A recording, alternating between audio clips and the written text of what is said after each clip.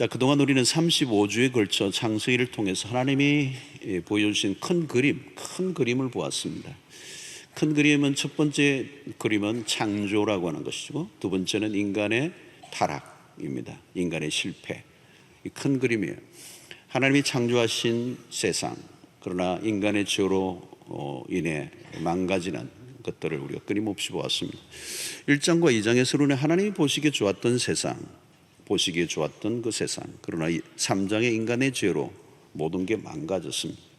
4장 이후로는 죄로 인한 급격한 인류의 몰락, 그래서 1장에서 11장까지 우리는 반복해서 인간의 죄의 참상과 반복을 보았습니다. 자, 오늘 우리가 이 죄 앞에서 무력하고 또 죄의 성향이 우리 안에 일어나고 있는 게 우연히 일어나는 게 아니라 그 뿌리가 창세기에서 시작된다는 것을 알게 되었습니다. 그래서 인류가 아담의 후손이라는 사실을 절감하게 되죠. 11장 바벨탑 사건은 인류의 미래가 불투명한 시계저로 더 이상 소망이 없음을 가르쳐주는 상징적인 사건이었습니다.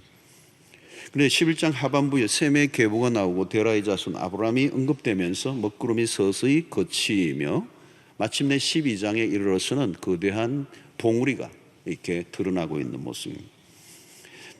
하나님의 거대한 구원의 계획의 전모가 이제 창세기 12장에 확연히 이제 드러나고 있는 기가 막힌 본문이 오늘 12장입니다. 하나님이 한 사람을 불러내시죠. 바로 아브라함입니다. 그동안의 이야기는 주로 아담과 연결되어 있습니다. 이제 아담이 아니라 아브라함에게로 넘어가고 있어요. 저주 아래 있던 인간에 대한 구원의 스토리가 아브라함으로부터 시작이 된다는 겁니다. 아담으로부터 시작된 그 죄의 그 징벌, 그 저주가 이제 아브라함으로 인하여 구원이 시작되고 예수 그리스도로 절정을 이루게 됩니다. 하나님이 한 사람과 언약을 맺으심으로 새로운 일을 시작하시는 하나님의 의지, 구원의 의지가 아주 구체적으로 드러나는 것이 오늘 이 본문입니다. 이전과는 다른 새로운 차원으로 인류를 대하시겠다라고는 하나님의 결의, 그리고 에덴을 잃어버리고 방황하는 인간에게 새로운 땅의 약속을 하나님이 하십니다. 저주 아래 있던 인간에게 복을 약속하시죠. 그래서 원죄로 드리워져 있는 이 저주를 풀어내시는 사건을 이제 아브라함을 통해서 시작하는 내용입니다. 자, 이 12장은 구체적인 구원의 출발점인데요. 오늘 1절을 보겠습니다. 여호와께서 아브라함에게 이르시되 너는 너의 고향과 친척과 아버지의 집을 떠나 내가 내게 보여줄 땅으로 가라. 자, 여러분, 구원이란 무엇입니까? 구원이란 어디론가로부터 이끌어내심이라는 것입니다. 어디로부터 이끌어내셨습니까? 죄로부터, 사망의 권세로부터, 저주 아래에 있던 삶으로부터 우리를 불러내셨어요. 그래서 하나님의 구원은 불러내심으로 시작이 됩니다. 갈대아 우르라고 하는 우상을 섬기던 그곳으로부터 나오게 하시는, 부름을 받기 이전에 철저히 눈이 가려져 있던 그들을 구원으로 이끌어내시는, 어디로부터 이끌어내시다, 이게 구원이에요.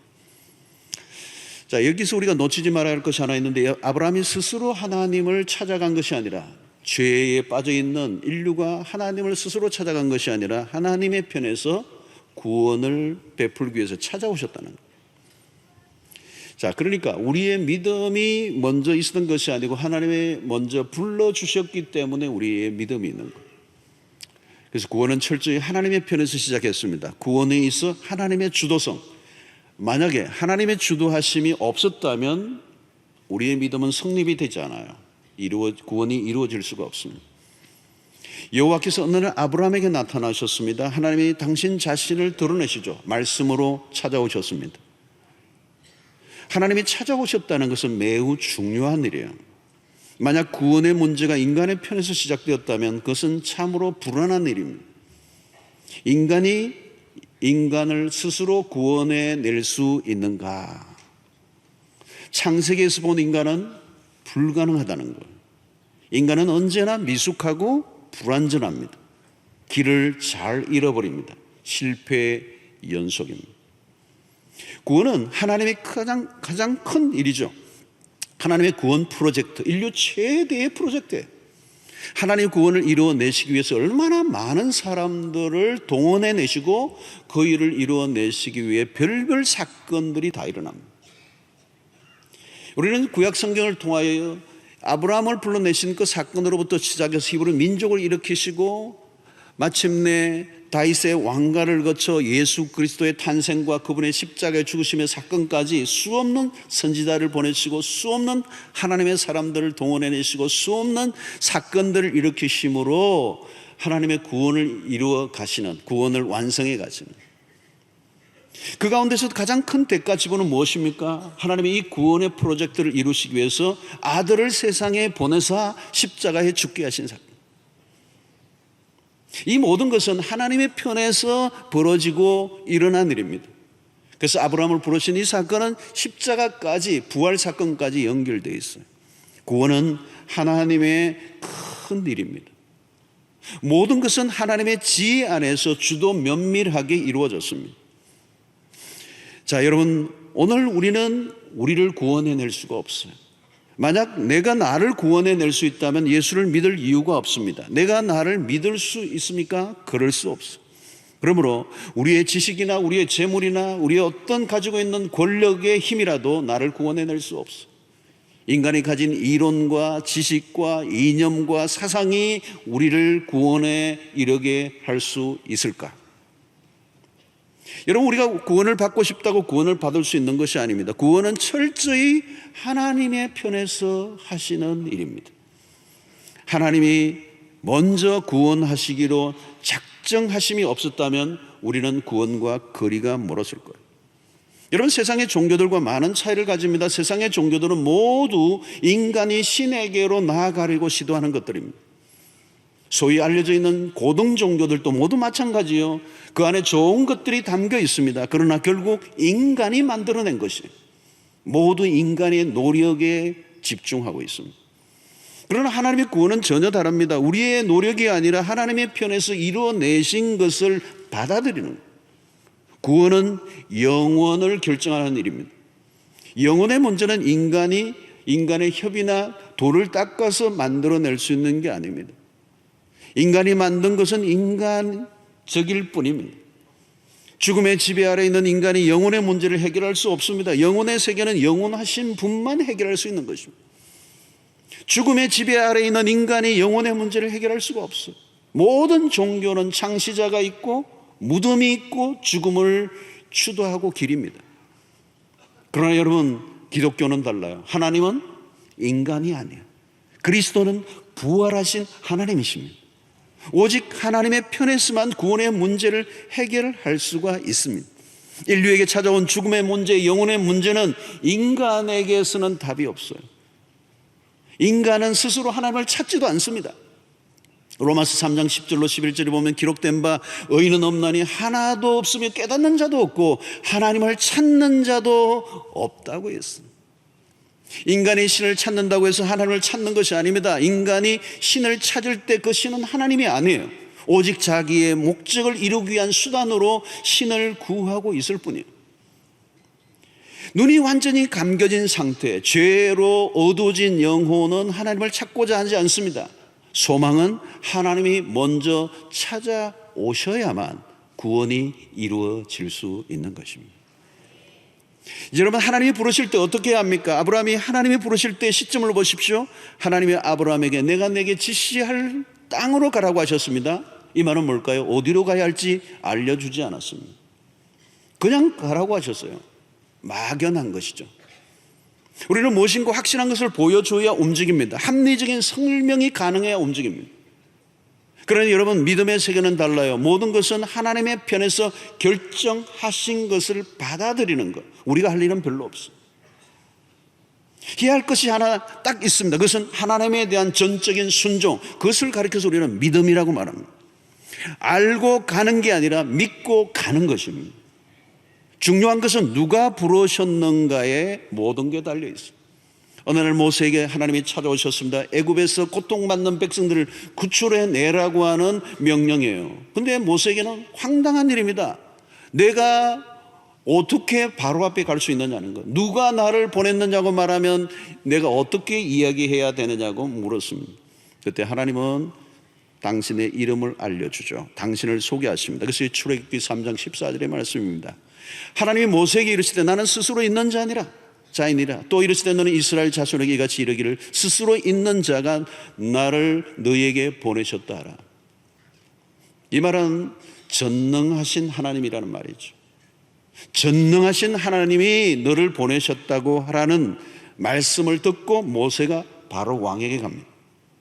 바로 그것이 믿음입니다. 미래에 무슨 일이 일어날지는 알 수 없어요. 확실한 것은 오직 나를 보내신 분이 전능하신 하나님이라는 사실 하나만 알고 그런 믿음으로 반응합니다. 바로 아브라함이 그래요. 아브라함이 하나님의 음성을 들었습니다. 여러분, 순종이 어려운 것 같이 보이지만 누가 인도하느냐에 따라 달라집니다.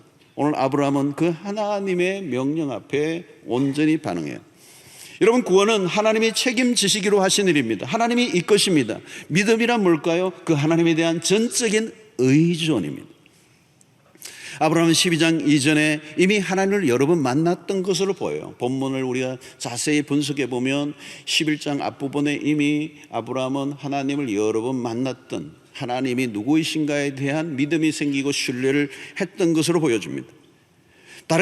이것을 다르게 얘기하면 하나님의 편에서 아브라함에게 믿음을 심어 주셨다는 거예요.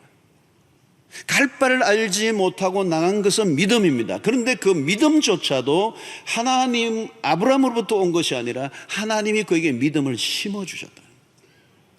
여러분, 우리가 믿고 말고 하는 것이 중요한 것이 아닙니다. 하나님이 계신가가 더 중요한 핵심이에요. 하나님이 안 계신데 내가 아무리 믿습니다 해봐야 소용이 없습니다. 무속 종교가 바로 그런 것이죠. 신이라는 존재가 무엇인지 잘 모르고 빌기만 하는 것입니다. 확실하지 않기 때문에 더 열심히 해요. 새벽부터 일어나 목욕 재배를 하고 공을 들이고 또 드립니다. 신이시여 신이시여. 손이 발이 되도록 발이 손이 되나요?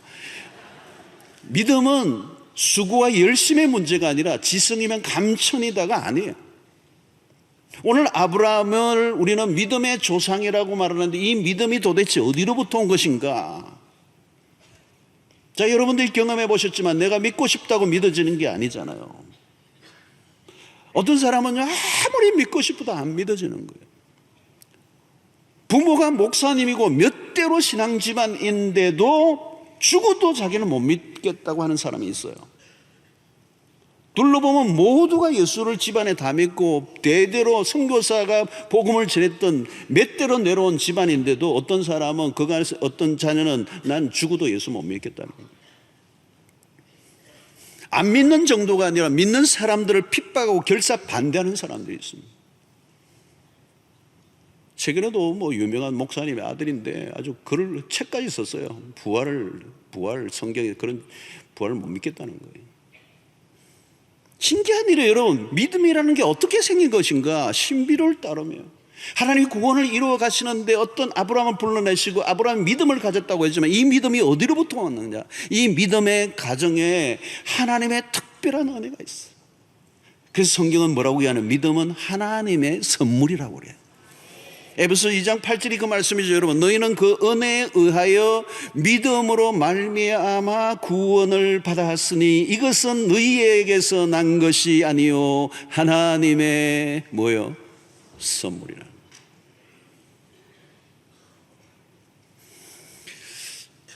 빌리 그레이엄 목사님이 이런 얘기를 했습니다. 내가 권위 있게 하나님의 말씀을 없애도 돼요. 본문 없애요. 자, 빌리 그레이엄 목사님이 이렇게 얘기했어요. 내가 권위 있게 하나님의 말씀을 인용하여 예수 그리스도의 복음이라는 단순한 메시지를 제시할 때 하나님께서 그 메시지를 사람들의 마음속에 초자연적으로 밀어 넣으신다는 것을 내가 알게 되었다. 수 없는 사람들이 당신은 아주 매우 단순한 투박한 복음을 전했는데, 십자가의 복음을 전했는데 그 메시지를 듣고 수 없는 사람들이 예수를 믿겠다고 그 앞으로 막 몰려 나오는 그 광경을 여러분들 본 적 있잖아요. 무슨 그런 일이 일어나느냐. 빌리가나 목사님 입장에서 보니까 이게 독특한 역사가 있다는 거예요. 자기는 단순한 메시지를 전했을 뿐인데 그 마음속에 초자연적으로 하나님이 그 복음을 밀어넣으셔서 믿게 하시는 독특한 초자연적인 사건이 일어나더라는 거예요. 이 말은 뭐냐면 내가 의도적으로 믿겠다라고 하는 것이 아니라 하나님이 믿으시게 만드시는 역사가 있었다는 거예요. 여러분, 믿음의 세계 안으로 들어간다는 것은 간단한 일이 아닙니다. 죄인의 심리 안에는 하나님에 대한 강한 저항이 있습니다. 순수히 하나님 앞에 나아가지 않습니다. 우리가 탕자의 비유를 통하 인간의 모습이 잘 드러나죠. 끊임없이 하나님으로부터 벗어나려고 몸부림을 치는 그 모습이 탕자의 모습이지만 사실 오늘 인류의 모습이에요. 버티고 버티는. 우리가 어떻게 하나님에게로 나아갈 수 있었는가? 하나님은 우리의 완강한 저항보다도 더 강력한 은혜를 부어 넣으셔서 하나님 앞에 무릎 꿇게 하시는 은혜. 요한복음 6장 44절에 나를 보내신 아버지께서 이끌지 아니하시면 아무도 내게 올 수 없으니 오는 그를 내가 마지막 날에 다시 살리리라. 여러분, 주님께서 당신의 택한 백성들을 구원의 길로 이끌어내시겠다는 겁니다. 그러니까 우리가 아브라함을 얘기할 때 아브라함 믿음을 많이 강조하지만 그 믿음이 사실은 하나님이 행하시는 일, 하나님이 당신의 거대한 구원 안에 들어오도록 이끌어내시는 하나님의 손길을 우리가 기억해야 합니다. 구원은 하나님의 편에서 시작한 것이라고 했습니다. 우리가 믿음을 가지고 구원의 길에 들어선 것도 하나님의 은혜입니다. 하나님이 우리를 믿음의 길로 이끌어 주지 않으셨다면 오늘 우리는 여기에 있지 않습니다. 예수님이 공생애 동안에 매우 싫어하신 사람들이 있습니다. 성은 밭이에요. 바리새인. 여러분, 그들은 종교의 행위로는 흠잡을 데 없는 사람들이었습니다. 그런데 왜 예수님이 그들을 미워하셨죠? 그들은 자신들의 행위로 구원의 근거로 삼았기 때문에. 열심은 열심이었는데 하나님을 빼버린 열심, 하나님이 없는 열심이요. 그래서 그들의 행위가 자랑이 되고 의의가 되는 것입니다. 인간이 스스로 하나님에게 나아갈 수 있는 것처럼 착각했습니다. 성경이 말하는 인간의 모습을 우리는 정확하게 알아야 합니다. 창세기를 통하여 이미 확인한 바 있습니다. 성경 전반에 걸쳐서 인간을 정확하게 우리가 보았어요. 인간은 길을 잃어버리고 본질상 진노의 자녀들이었고 허물과 죄로 죽었던 자들. 우리는 모두 좌우를 분변치 못하던 자들이었습니다. 아버지를 떠난 탕자들이고요, 목이 고든 백성들이었습니다. 에베소서 2장 12절이 이렇게 얘기하죠. 앞부분부터 많이 있지만 12절 한 절만 읽어보면 그때 너희는 그리스도 밖에 있었고 이스라엘 나라 밖의 사람이라 약속의 언약들에 대하여는 외인이요 세상에서 소망이 없고 하나님도 없는 자들이었다는 것. 그런데 하나님은 우리를 그대로 내버려 두지 아니하시고 우리에게 찾아와 주셨습니다. 하나님은 아브라함을 부르신 하나님은 오늘 또 잃어버린 영혼들을 불러내십니다. 하나님이 불러내시는 방법은 다양합니다. 어떤 분들은 젊은 날에, 어떤 분들은 인생의 황혼에, 어떤 사람은 상처 입은 영혼으로, 어떤 때는 절망적인 상태에 소망이 전혀 보이지 않는 그런 순간에 다양한 사건과 상황 속에 몰아넣으셔서 하나님이 우리를 부르시는 거죠. 그래서 마침내 도무지 더 이상 저항할 수 없는 하나님의 은혜로 항복하도록 내가 의지하고 기댔던 모든 것을 다 제거해 버리시고 전적으로 하나님 앞에 나오지 않으면 안 되는 상황 가운데로 하나님 우리를 몰아넣으셔서 오늘 우리가 이 자리에 주의 구원 안으로 들어와 오늘 이 자리에 앉아있습니다. 오늘 또 하나님은 계속 구원의 길로 부르고 계십니다. 세상은 지금도 신음하고 고통하고 있는 백성들, 하나님을 떠난 인간은 근본적으로 저주 아래 있습니다. 하나님을 떠난 인간에게는 생명이 없어요. 하나님은 생명의 근원이십니다. 하나님을 떠난 인간은 생명을 잃은 상태, 살아있는 것 같아 보이지만 실제로 죄와 허물로 죽어있는, 영적 기능이 전혀 작동되지 않는 상태. 여러분, 이 세상의 사람들의 모습을 보면 하나님이 없는 사람들은요, 뿌리 뽑힌 나무와 똑같습니다. 그냥 있으니까 잎사귀도 있고 뭐 푸르고 하니까 살아있는 것 같죠. 죽어있는 거예요. 죽어가는 거예요. 시간이 흐를수록 시들고 말라져가고 결국은 죽음이 기다리고 있는 것과 같습니다. 생물학적으로는 일시적으로 살아있을 뿐이지 죄 아래에 있는 인간은 근본적으로 시한부 인생입니다. 생명의 힘이 없어요. 죽음의 힘이 지배를 하고 있는 것. 여러분, 믿음 안에서 얻는 구원은 뭐 어떤 것입니까? 구원이란 하나님으로부터 새로운 생명을 얻는 거예요. 새로운 생명. 죄 아래 살아갈 때 가졌던 생명은 생명이라고 말할 수가 없어요. 생명이긴 하는데 매우 일시적으로 한계를 가진 생명, 저주 아래서 겨우 일시적으로 버텨내는 생명, 사망의 힘이 지배를 하고 있는 그 생명, 바람 앞에 촛불 같은 생명, 하나님의 생기가 이미 떠나버린 생명이기 때문에 흙과 같은 존재예요. 훅 불면 사라져버려요. 그러므로 사망의 지배 아래 있는 생명이기 때문에 항상 불안한 거죠. 여러분, 우리가 이전에는 우리가 그렇게 살아왔던 거죠. 그래서 살아가지만 지쳐가고 소멸되어가는 생명 안에서 살았어요. 그러나 이제 그리스도 안에 영원한 생명을 우리가 얻게 되었습니다. 여러분, 영생이라고 하는 것은 오래오래 사는 것을 말하지 않습니다. 이 영생이라는 건요, 전혀 다른 생명, 다시 말하면 하나님의 생명과 연결된 생명, 그 생명은 끊임없이 하나님으로부터 공급되는 참 생명, 더 이상 사망의 권세가 침입하지 못하는 생명을 얻게 된 거예요. 이게 아브라함에게 약속된 복입니다.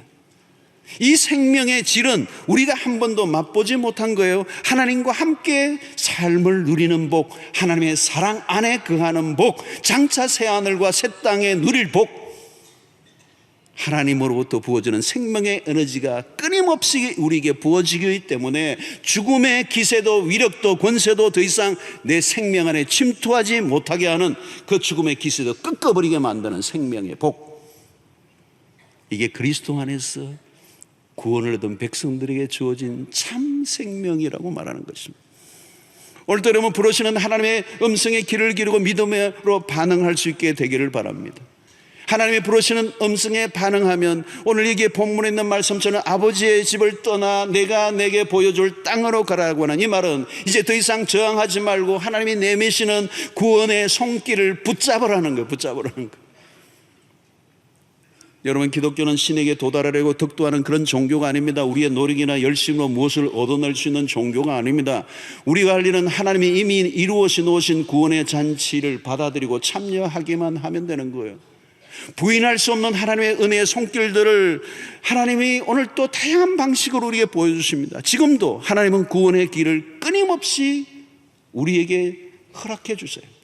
오늘 또 구약의 선지자를 통하여 신약의 사도들을 통하여 오고는 세대의 수많은 복음 전도자들을 통하여 설교자들을 통하여 오늘 또 문서를 통하여 길을 통하여 이런 설교를 통하여 하나님은 끊임없이 우리에게 구원의 기회를 허락하세요. 한 번도 아니고 반복해서 또 반복해서, 그때 부르치지 말고 받아들이면 되는 거죠. 여러분, 어떻습니까? 하나님이 믿어지십니까? 구원의 거대한 계획들이 이 마음에 와닿습니까? 하나님이 우리를 위해 어떤 일을 행하셨는가를 들으며 여러분들 마음에 어떤 생각이 찾아오고 있습니까? 오늘 또 이 자리에, 이 설교의 자리에 앉아 있다는 것은 하나님이 구원을 위한 놀라운 기회예요.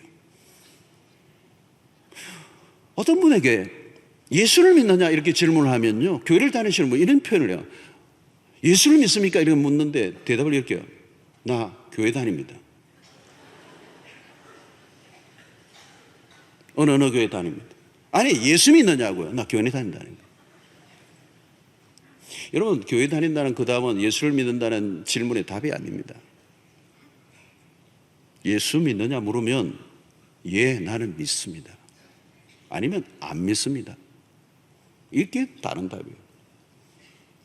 그런데 왜 예수를 믿느냐고 묻는데 어느 교회를 다닌다고 답을 할까요? 교회를 다니지만 예수를 믿는다는 답을 할 확신이 없기 때문에. 예수를 믿는 것과 교회를 다니는 것은 연관성은 있지만 전혀 연관성이 없을 수도 있습니다. 질문에 정확하게 답을 해야 돼요. 교회를 다닌다가 아니라 나는 예수를 믿습니다. 여러분, 내가 예수를 믿는다고 고백하는 것은 매우 중요한 일입니다. 사람들이 몇 사람이 있든지 누구 앞에서라도 나 개인에게뿐만 아니라 만천하 앞에서도 내가 예수를 믿는다고 고백하는 것은 놀라운 일입니다. 그건 역사적인 사건입니다. 그렇게 고백할 수 있는 것은 기적입니다. 하나님의 거대한 손길에 항복한 사람들만 할 수 있는 고백이에요. 나는 예수를 믿습니다. 나는 십자가에 죽으신 예수를 믿습니다. 죄인된 나를 위하여 2000년 전에 십자가에 죽으신 하나님의 아들 예수를 나는 믿습니다.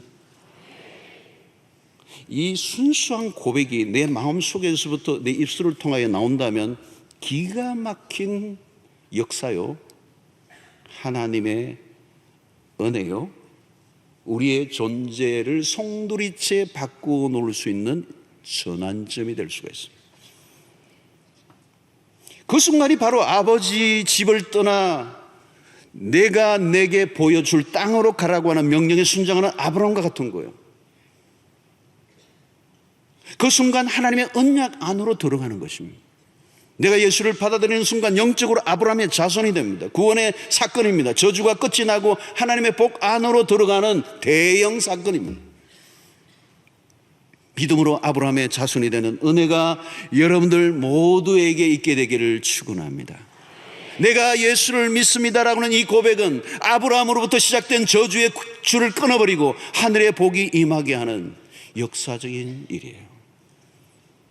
그때 이전에도 한번 가보지 못했던 내가 내게 보여줄 땅, 그 구원의 어마어마한 축복이 일어나는 역사가 있게 되는 것입니다. 12장은 인류 역사의 전환점에 오늘 이 시간 하나님의 부르시는 음성을 듣고 반응한다면 내 인생도 전환점이 될 수 있습니다. 아브라함의 자손이 되는, 그것은 가장 우리의 인생의 위대한 터닝 포인트가 될 수 있습니다.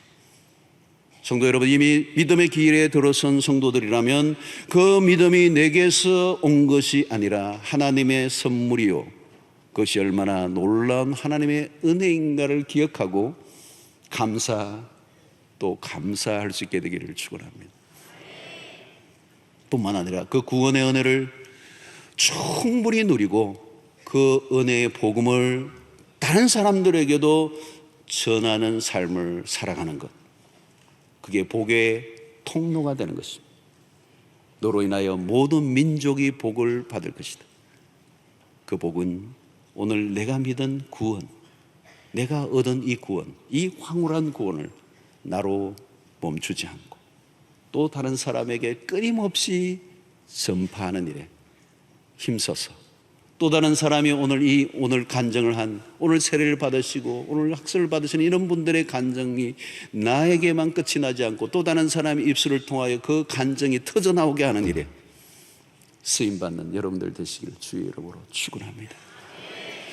하나님 아버지, 오늘 우리에게 주신 말씀을 기억하고 아브라함의 복 우리 모두가 믿음으로 누리게 하시고 이미 베풀어 주신 이 구원의 거대한 잔치상 앞에 우리가 기꺼이 거절하지 않고 참여하고 받아들이고 누리고, 뿐만 아니라 하나님이 주신 이 놀라운 구원의 복을 내 이웃과 함께 나누기 위하여 복음을 전하는, 그래서 이 아브라함의 축복이 온 땅에 흘러 아브라함의 저주를 끝을 내고 하나님의 축복과 은혜의 그 잔치 안으로 들어가는 믿음의 백성들 다 되게 하시고 이 복음을 증거하기 위해 힘쓰는 우리 모든 성도들 될 수 있도록 은혜를 더하여 주시옵소서.